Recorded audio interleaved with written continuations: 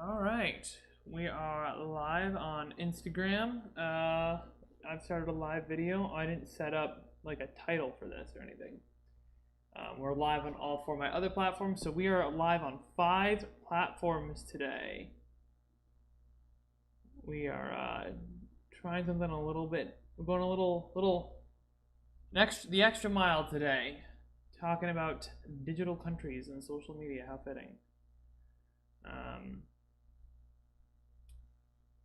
I can probably just pin a comment. Oh, live streams don't have titles on Insta. I was like, this doesn't make any sense. Okay. Cool.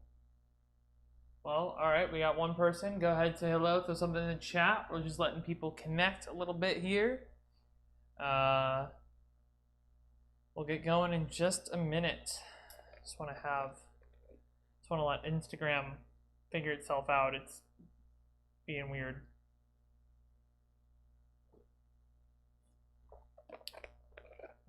Two people, yay. Go ahead, say something. Put something in chat, say hello. Let me know that you are here. And if you have any questions, we don't have to keep the conversation focused on just the one thing in the title. We can talk about all sorts of stuff. Oh, I wonder if my audio is coming through on Insta. Because the microphone might be... No, the microphone should be up top. Yeah, the microphone should be good. Okay, well, we got 3 people on the other platform, so on these platforms. So we'll go, hey, TC, nice to have ya. Yeah, so today, what are we talking about today? We're talking about digital countries and your rights on social media. So yeah, there's been this whole thing. Some people have brought it up to me as a concern, and I think I have a fairly interesting idea about it. So obviously, after January 6th, Donald Trump has since been banned on Twitter and Facebook indefinitely or forever on Twitter. I'm not sure. And of course, I know plenty of people across the political spectrum who have had their fair share of bans or had their accounts deleted on TikTok, on Twitter, on Facebook, probably on Instagram too. I know it's a thing that happens on Twitch and YouTube as well. And there's a lot of who's in control and who's doing it. It's everybody's blaming other groups of people, and there's lots of identity politics tied up in it, and people are getting mad about this free speech thing, and so I want to address this and crack it open, understand it a little bit, and what I think the approach to this problem should be. So if we look at the First Amendment, or just the Bill of Rights, really the Constitution as a whole, it's kind of stuck in this old way of thinking about rights, which is the idea of something is a right. If something's a right, that means the state cannot take it away from you. That actually made a lot of sense at the time that the Constitution was written, right? At the idea of these unalienable rights, or even just rights from the state. The idea of a right was a thing that could not be taken away from you. The more modern interpretation of what counts as rights are things that the state guarantees you, right? So that's kind of the modern UN interpretation of human rights. And I agree with that more modern interpretation. But the language as is right now in the Constitution is centered around the state cannot take things away from you. So when we look at the case, this case of being banned on social media platforms, that is not a violation of your First Amendment rights, because the state is not taking away your free speech. And that's pretty definitive. And in court, I suspect that's the way it would go. but the thing is, like, I want to validate people's concerns. Hey, what's up? Nice to have you. It's my first Instagram live, my weekly streams. So just adding that on. So it's I want to validate people's concerns because social media really has become a primary form or method or channel of communication. And it is part of our speech, and it is part of how we connect with our communities and we get our word out. Especially at the speed of information today, like the old ways of spreading information and speaking just aren't fast enough, right? It's like if you want it to mean something, if you want your speech to actually be meaningful, you have to use social media, you have to use the internet. And so how do we deal with this? Well, there's, I think, a fairly naive approach, which would be that the federal government says to these companies, here's how you have to do it. I will say this: the inaction of Congress to interpret the First Amendment in the context of the information age has forced the hand of these social media companies and these internet companies to interpret the First Amendment, which nobody wants, right? Nobody, like the users and the people don't want Facebook interpreting the First Amendment. Facebook doesn't want to interpret the First Amendment. They'd rather just have all the rules laid out for them that they have to follow and say, if you don't like it, go talk to your elected officials, right? So that's part of the problem, is that we have a Congress that is still stuck in the 20th century. Rock on, yeah. We have a Congress that is still stuck in the 20th century. And so we saw what happened when like Mark Zuckerberg and Tim Cook and all of them had to testify in front of him. It was embarrassing. It was ridiculous. So that's part of the problem, is like we need representatives who can interpret the First Amendment in the context of the information age. But there's a part two, and this is much bigger, and this is where the digital countries thing comes in. So I believe that a sensible approach to this issue is the United Nations needs to step in and say and go up to Facebook and say, okay, look, you are a digital country of 2 billion people. As a country of 2 billion people, you need to guarantee those people rights. And the UN has already laid out what it believes human rights should be. I think a modified list for digital countries would make sense. I don't think that the United States should be the only country determining what this is. Also considering that these countries are sovereignty intersects directly with physical countries. So you have that dynamic that you have to play with as well. And so I think that this is like where the United Nations really needs to come in. We need to have a World Data Organization. We need to have competent people who can approach this problem and say, okay, what rights should a digital country guarantee to its users? And what counts as a digital country, right? I think Facebook counts as a digital country, Twitter, Reddit, Tumblr, even TikTok at this point, right? And also looking at, okay, we have minors and how do we treat that? And so I think, and then you can leverage the collective power of all of the countries that these companies make money in to exist, and economic sanctions or whatever it may be, or other bans in order to get them to actually follow through.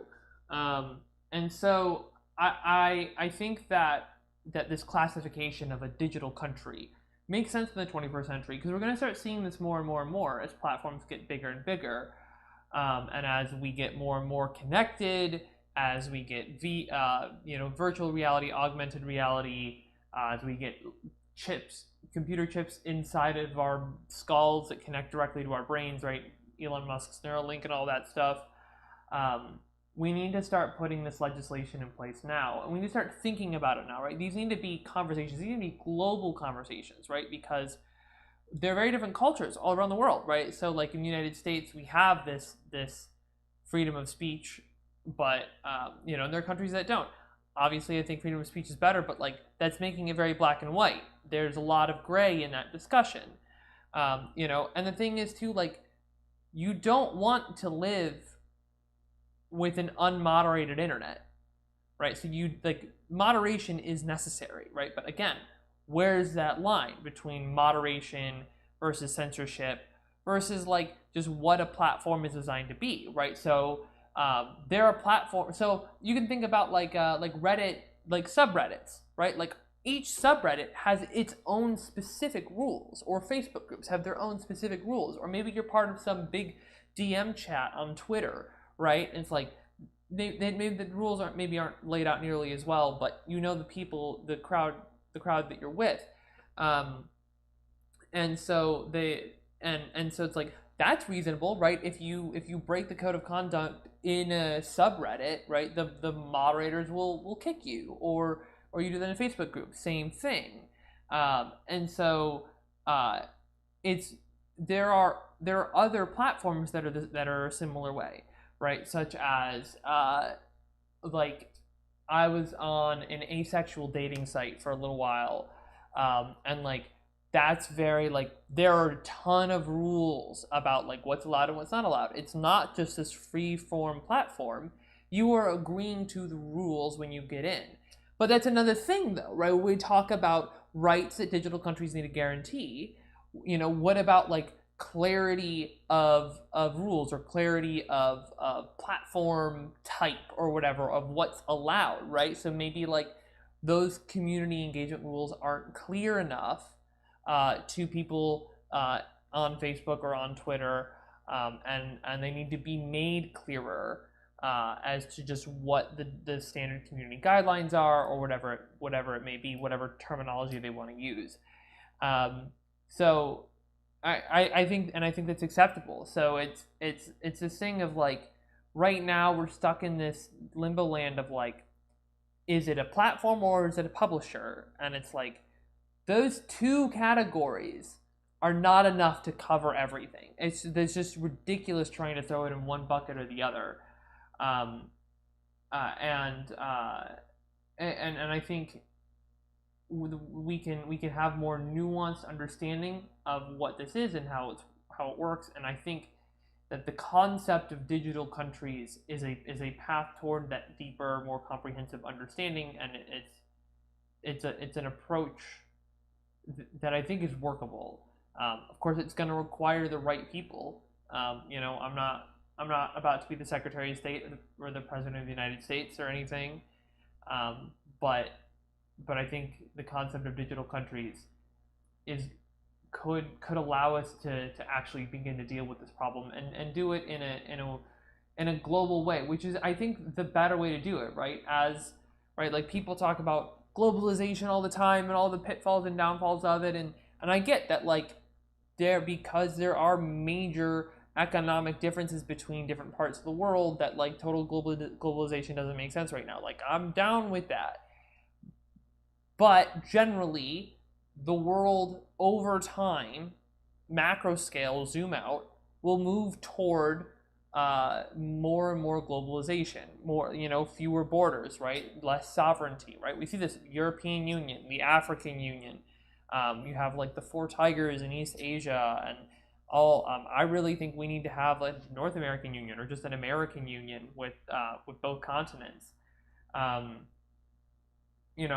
we're going to continue to see this kind of merging, and this like the free movement of people and goods and these sorts of things. And I think digital countries are also are part of that equation. They're part of that movement, and that understanding, as well as just opening people up to that idea and thinking about, well, okay, we already interact with people all over the world. I have a friend in Italy who I talk to all the time. I've never seen her in real life. She's never been to America. I've never been to Italy. We met online, and we talk to each other. We've been talking to each other almost every day for years now. And so, it's like that. There's no borders there, right? The only borders are the borders that we've chosen to put around our direct message thread. So, there's I think there's a lot that can be done in this space. There's a lot to be considered, and I'd love to get perspective from people in other countries because this needs to be cross cultural. So I think that this is I think this is a workable approach. The concept of digital countries. So I don't know if you guys have any questions. It can be about this or it can be about something else. You know, whatever you got. Anything you guys want me to talk about or whatever.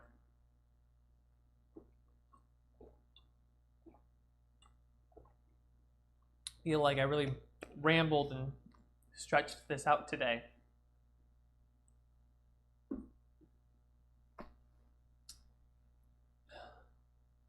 Well, if y'all got nothing, then I'm gonna call it done right there. I gotta get way better at promoting these. I will. It'll happen. Oh! I have a thing. That's right, I forgot. Quick little announcement. Tomorrow night at 6 p.m. Central, 4 p.m. Pacific, I'm gonna be doing another live stream. It will not be on Instagram, unfortunately. Where with a person who is running for governor of California or preparing to, assuming the whole recall thing.